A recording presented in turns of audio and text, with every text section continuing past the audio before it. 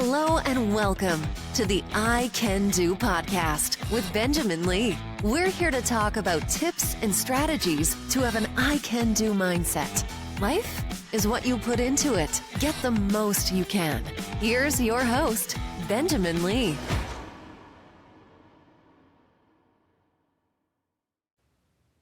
Video number 2 from my I Can Do library to yours, a second book that has had a deep impact on my life, Chase the Lion by Mark Batterson.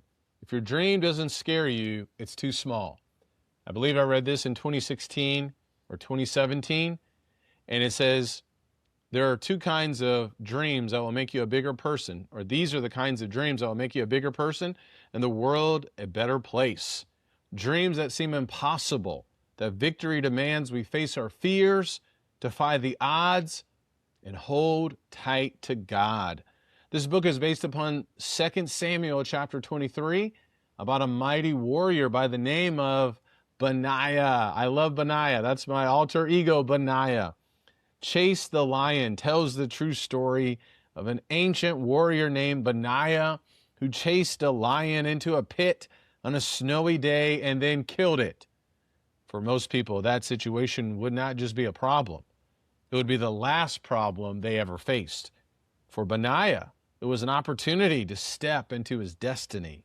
After defeating the lion, he landed his dream job as King David's bodyguard and eventually became commander-in-chief of Israel's army under King Solomon. It is such an encouraging book, and it's had a big impact upon me. And I want to share with you how it's impacted me, then secondly, how it will impact you.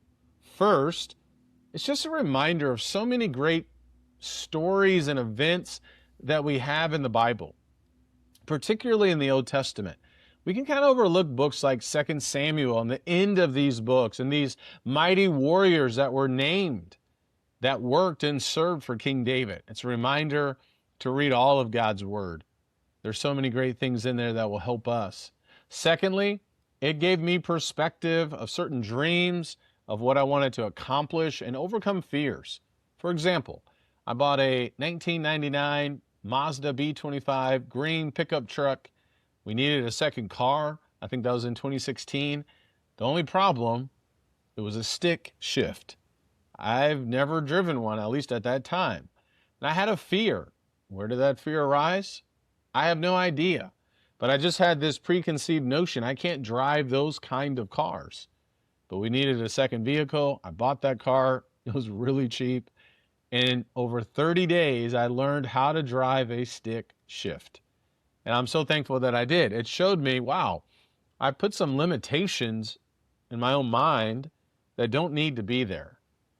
I chased the lion by driving to Presidio, Texas, preaching in Mexico in Spanish twice later on that year. It was not the best. You can find those sermons, though, on my blog, benjaminlee.blog. And now I appreciate that moment because I chased the lion. I overcame that fear that holds me back sometimes. And so throughout the years, I've had this chase the lion mentality, jump into the pit, go into the places, break through from the fear, uncertainty, and doubt that often hold us back from chasing our dreams. I did that again in 2019. I had a podcast or a microphone sitting in my closet, never used it. Or maybe I did use it. I did use it when my wife and I were guests on different shows, but I finally got the courage to say, start your own podcast. I did that out of fear, and people are shocked. What do you mean out of fear? Well, I was just afraid to do it. So those are just a few examples in which it has helped me. So how can it help you? First, it's a great book to read. It's just a very encouraging book to read. Second, it reminds us of what can be done with God. Third, it reminds us that so many of our decisions that we do make are really out of fear. The what ifs, I don't know, yeah, but what might happen, what could go wrong, and then before you know it, that door is shut. What if we had that courage to jump into a pit on a snowy day to chase the lion? What's your dream? What are you trying to pursue? Chase it with all your might.